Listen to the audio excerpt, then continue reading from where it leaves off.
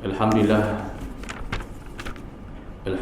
syukur kita kepada Allah Subhanahu Wa Taala kerana pada malam ini kita dipanjang lagi umur oleh Allah Subhanahu Wa Taala. Kita dapat duduk dalam ibadah, dalam ketaatan kepada Allah. Alhamdulillah bi ni'matihi tatimmu shalihat. Kita bersyukur kepada Allah Subhanahu Wa Taala. Di pada malam ini kita sambung lagi, itu berkaitan dengan kitab itu bab pada menyatakan ijtima bil ma'asil qalb, pada menyatakan menjauhi maksiat qalb, maksiat hati, yakni penyakit kronik rohani yang disebut oleh Al-Imam Al-Ghazali rahimahullahu ta'ala. Qal musannifu rahimahullahu ta'ala, dan lagi tempatnya punya amat suci, seperti mana firman Allah Subhanahu wa ta'ala, an tahhira baitiya lit-ta'ifina wal-'akifina war-ruk'is sujud. Seperti mana dalam firman Allah Subhanahu wa ta'ala, yang mana musannif inakal dalam kitab ini berkaitan dengan penyucian jiwa. Dia kias kepada qalbul mu'minin baitullah, hati orang mukmin itu adalah baitullah, adalah rumah Allah. Maksud rumah Allah ialah tempat yang Allah Subhanahu wa ta'ala duk berhati, tempat Allah Subhanahu wa ta'ala duk berhati. Ataupun dalam hadis lain, dalam hadis Al-Imam An-Nawawi rahimahullahu ta'ala, dalam disyarah Al-Imam Tabarani bil Kaba'id, menyatakan bahawasanya iaitu merupakan talam ni tempat Allah Subhanahu wa ta'ala nak tilik. Macam kita talam kita pinggang tu, kita letak nasi, kita letak makanan, kuih, muih dan sebagainya. Maka begitulah hati ini tempat Allah Subhanahu wa ta'ala tilik. Sebab itulah dibuat mari firman Allah Subhanahu wa ta'ala, an tahhira baitiya lit-ta'ifina wal-'akifina war-ruk'is sujud. Firman Allah Subhanahu wa ta'ala kepada Nabi Muhammad menghikayat daripada Nabi Ibrahim dan Nabi Ismail alaihissalam, dan suci oleh kedua kamu akan rumahku bagi orang yang kehendak kembali kepadaku, dan bagi orang yang cenderung hatinya kepada hampir denganku, yang merah dirinya kepada keredaanku.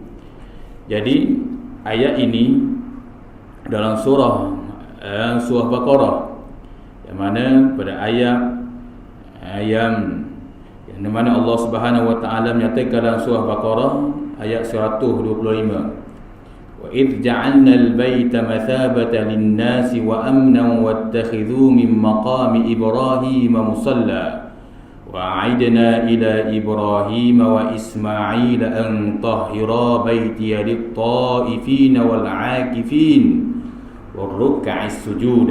Itu dalam surah Baqarah ayat yang ke-125, yang mana Allah menyatakan, dan ingatlah ketika kami menjadikan rumah itu, yakni rumah Baitullah, tempat berkumpul bagi manusia dan tempat yang aman, dan jadikanlah sebahagian maqam Ibrahim tempat solat, dan telah kami perintahkan kepada Ibrahim dan Ismail, bersihkanlah rumahku untuk orang yang tawaf dan orang yang iktikaf dan yang rokok dan yang sujud. Jadi ayat ini dikias kepada hati manusia. Hati manusia ini merupakan Baitullah, yang mana Rasulullah SAW menyatakan hati orang mukmin ini merupakan Baitullah, rumah Allah. Ini khusus kepada orang mukmin. Orang mukmin yang beramal soleh. Kalau Islam, amal Islam. tapi tidak mestinya mukmin. Mukmin ni ialah dia mempersembahkan amalan yang kita telah sebut dah pagi tadi, ialah amal soleh tu. Tu. Kalau Islam, ramai orang Islam, hak ni mengaku Islam, hak ni mengaku Islam, hak ni mengaku Islam, ramai. Tapi diri mukmin itu, mukmin ini ialah orang yang Rasulullah menyatakan Allah Subhanahu Wa Taala salah satu memberi nikmat kepada orang mukmin ini ketika di alam barzah diluaskan kuburnya sab'una zira'an, sebanyak 70 hasta. Itu. Jadi orang mukmin ni ialah yang beramal soleh, yang mana al-a'malu al-mutabaqatu fi kitabillah azza wa jalla wa sunnatihi. Itu seperti mana disebut dalam tafsir Ibnul Katsir, mentarifkan iaitu amal soleh itu apa? Amal soleh ialah yang berbetulan dengan kitab Allah Al-Quran dan sunnah Nabi sallallahu alaihi wasallam, yakni syariat Allah Subhanahu wa taala. Maka itu baru dikatakan amal soleh. Maka orang soleh ini Rasulullah SAW sebut dalam hadis lain, al-mu'min haulil lil a'mal soleh fil jawarih. Orang mukmin ni dia sentiasa dikelilingi, yakni kelilingi kehidupan dia tu dengan amal soleh. Dia buat amal soleh itu, amal soleh ini. Sebab apa? Kerana dia nak menyucikan hatinya. Bila hati dia bersih, maka sudah tentulah dia akan dapat buat amalan itu, amalan ini. Hak jadi payah nak buat amal soleh ni, jadi kerah, jadi malas buat amal soleh, bermacam-macam lagi ni, disebabkan daripada hati. Rasulullah mengibaratkan hati ini seperti raja, tangan-tangan semua kaki ini seperti rakyat. Jadi kalau raja ataupun pemimpin itu baik, maka sudah tentu rakyatnya akan jadi baik. Maka begitu juga dikiaskan kepada anggota tubuh kita ni, jawarih ni, semua anggota badan kita ni dikatakan sebagai rakyat, maka hati itu sebagai raja. Dalam hadis Nabi SAW ini menyatakan bahawasanya hati orang mukmin adalah Baitullah, tempat tilik Allah Subhanahu wa taala. Itulah dia kata, sucikanlah oleh kedua kamu akan rumahku. Rumahku bagi orang yang berkehendak kepadaku. Maknanya kata musannif rahimahullah taala, dia kias kepada ayat ini, yang mana Nabi Ibrahim diperintah oleh Allah membersihkan rumah, sucikan rumah, maka dikiaskan kepada iaitu hati manusia, yang mana yang nak jumpa dengan Allah, nak menghadap Allah, mestilah kembali dengan hati yang bersih. Dengan hati yang bersih. Dan bagi orang yang cenderung iaitu hati kepada hampir kepadaku, siapa yang hati dewasa cenderung pada Allah, nak redha pada Allah ni, nak kepada redha Allah, nak Allah redha kepada kita, maka tak dapat tidak dia kena bersih hati dia. Hati tu, hati manusia ni tak dapat tidak kena bersih.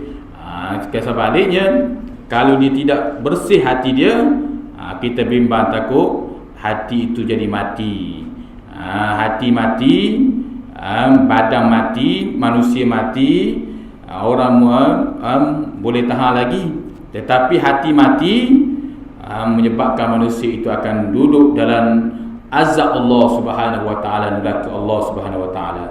Di dunia, kalau dia hati dia mati, iaitu dia akan iaitu tidak akan mendapat ketenangan jiwa. Dia akan dapat ketenangan jiwa, walaupun dia hebat, keduniaan dia hebat begini-begini, tapi ketenangan jiwa dia tak ada. Sebab apa? Sebab hati dia mati. Na'udzubillah min zalik. Sebab itulah hati mati itu mesti seseorang itu menjauhi. Sebab itulah saya suka ulang-ulang perkataan Syekh Ibrahim, iaitu Syekh Ibrahim Adham, yang selalu kita dengar semua, iaitu salah satu hati mati itu ialah manusia yang tidak mengikut sunnah Nabi sallallahu alaihi wasallam. Seperti mana disebut dalam hadis yang lain, Iaitu hati mati itu ialah iaitu idda'aitum hubbur rasul wa tarakatum atharahu wa sunnatahu. Tu. Sebab tu Ibrahim Adham, kalau kita baca sejarah kitab-kitab para ulama yang mu'tabar, mereka ini jaga sangat soal hati ni. Bila hati tu tak dibersih, maka jadi mati hati. Bila hati mati, diwadak lah. Macam-macam hak tu lah Ibrahim Adham kata, idda'aitum hubbur rasul wa tarakatum atharahu wa sunnatahu. Dia tahu, dia dakwa bahawasanya dia mencintai Rasulullah, tapi wa tarakatum atharahu wa sunnatahu. Yang mana tetapi dia tidak mengikut sunnah Nabi Adam, iaitu dia meninggal sunnah Nabi SAW. Di sini saya nakal kitab Al-Iman Abu Hashad Al-Shazili Al-Shikal Awliya, supaya hati nak bersih itu, dia sebut di sini ada 10 mata hati mati ni. Iaitu yang selalu kita dengar semua, ada 10 Ibrahim Adham. Syekh Ibrahim Adham ni, dia bagi tahu kepada penduduk Basrah ketika itu, dia kata hendaklah kamu jaga dalam kehidupan kamu kena jaga 10 perkara ni. Mana 10 perkara? 10 perkara ni menyebabkan seseorang itu hati mati. Kalau dia berjalan nampak comel, nampak hebat, hakikatnya mata hati dia mati, na'uzubillah. Bila hati mati menghadap Allah, jadi syakiyum lah, jadi orang celaka, na'uzubillah. Orang ni kita takut. Mana? Yang pertama, kata Syekh Ibrahim Adham rahimahullahu ta'ala, seorang waliullah al-azam, araftumullah walam tuaddu haqqa. Kamu mengenal Allah. Kamu mengenal Allah, tetapi kamu tidak melaksanakan haknya Allah. Kamu kata kenal Allah, orang kata awak, Tuhan awak siapa? Allah. Lepas tu kamu tunai ke tak hak dia? Mana perintah Allah, larangan Allah, Allah larang, kamu ikut ke tak? Allah suruh, kamu buat ke tak? Tu hak Allah. Jikalau kamu tidak buat, kata Syekh Ibrahim Adham, menyebab itu tanda hati kamu mati, kata Ibrahim Adham. Pertama. Yang kedua, sebenarnya nakal dan ulama dalam kitab-kitab yang mu'tabar, yang kalamul Ibrahim, Syekh Ibrahim Adham. Yang kedua, qara'tum kitaballahi azza wa jal wa lam ta'maluna bih. Kamu suka membaca Al-Quran, kitab Allah, tetapi kamu tidak mengamalkannya. Kamu suka baca Al-Quran, apa lagi, tilawahnya, tandingnya baguslah, tapi walam ta'malunaha, walam ta'maluna bih, tapi kamu tidak mengamalkan amalannya. Amalan Al-Quran, Allah perintah dengan Al-Quran, kamu dah ikut pada akal kamu. Akal kamu sentiasa berpandu kepada fahaman-fahaman yang lari daripada syariat Allah Subhanahu wa taala. Kamu tidak ikut ajaran dalam Al-Quran, lepas tu kamu suka baca Al-Quran, itu menunjukkan hati kamu mati, kata Syekh Ibrahim Adham. Yang kedua. Yang ketiga, kata Imam Syekh Ibrahim Adham, idda'aitum adawatal iblis wa wallaitumuh. Kamu mendakwa bahawasanya iblis itu adalah musuh kamu. Wa wallaitumuh, tetapi kamu mengikut jejaknya. Kamu kata iblis ni musuh. Musuh. Orang kata awak ni iblis, marah kepada orang iblis. Orang kata dia iblis, marah dia. Tapi wa wallaitumuh, tapi kamu mengikuti iblis. Kamu mengikuti jalan iblis, kata Syekh Ibrahim Adham. Kalau pergi Mekah, lepas batu tu semangat, nak marahnya kepada iblis, tapi bila balik mengikut langkah iblis balik, na'udzubillah min zalik. Maka ketika itu kalau kamu buat perbuatan begitu, kamu tidak jauh, kamu tahu iblis itu musuh kamu, tapi kamu ikut juga, maka ketahuilah, kata Syekh Ibrahim Adham, hati kamu mati ketika itu, na'udzubillah min zalik. Hati mati ni, na'udzubillah lah, bila bertemu dengan Allah, syakiyum, jadi orang celaka, na'udzubillah min zalik. Itu yang ketiga. Yang keempat, kata Syekh Ibrahim Adham, Idda'aitum hubbur rasul wa taraktum atharahu wa sunnatahu. Kamu kata cinta pada Rasulullah SAW. Tadi ni. Ni yang keempat. Kamu kata cinta kepada Rasulullah. Kamu berselawat, bagus dah. Pakaian ikut sunnah Nabi SAW, bagus dah, comel dah. Wa taraktum atharahu wa sunnatahu. Tapi kamu meninggal, iaitu perbuatannya Nabi SAW. Dan begitu juga iaitu jalan yang ditempuhi oleh Rasulullah SAW. Dah ikut. Kamu dah ikut. Kamu kata kasih cinta pada Rasulullah, sayang pada Rasulullah, nak syafaat Nabi, tapi kamu tidak ikut perbuatan Nabi di atas dunia. Bagaimana Nabi bagaimana Nabi bawa Islam, ajaran sebenar Nabi bawa macam mana, tapi kamu dah ikut, iaitu orang-orang yang lari daripada ajaran Islam yang sebenar. Macam mana? Kalau kamu buat begitu, kata Syekh Ibrahim Adham, ketika itu hati kamu mati, kata Ibrahim Adham. Na'udzubillah min zalik. Itu yang keempat. Yang kelima, idda'aitum hubbul jannah walam ta'malu laha. Yang kelima, kata Syekh Ibrahim Adham, tanda seseorang itu hati dia mati, walaupun tubuh dia nampak sihat, molek, jalan pergi mari-mari, tapi kalau dia ada sifat begini, hakikatnya hati dia mati, yang mana bila dia bertemu Allah, dia akan menjadi orang yang celaka. Na'udzubillah min zalik. Mana yang kelima? Idda'aitum hubbur jannah walam ta'lamu laha. Kamu kata cinta kepada syurga, ingin nak masuk syurga, walam ta'lamu laha, tapi kamu tidak beramal amalan ahli syurga. Kamu dah amal. Kamu orang kata awak nak masuk syurga, naklah saya masuk syurga. Awak tak boleh masuk syurga, marah pada orang. Apa saya tak boleh masuk syurga, awak tu dah layak masuk syurga, marah pula pada orang.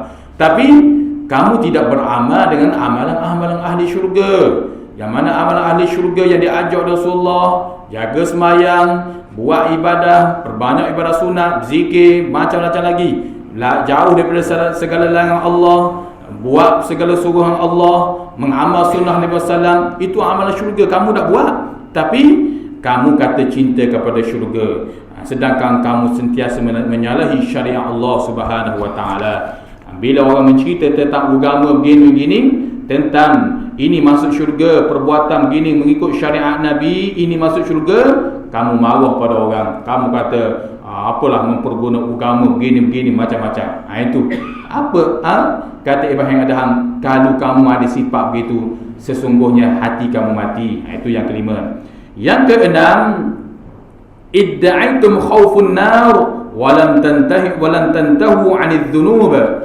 Kamu menyatakan takut akan seksa neraka. Takut kepada seksa neraka ni. Walam tantahinu 'anidz dzunub, tetapi kamu tidak henti-henti buat dosa kepada Allah Subhanahu wa taala.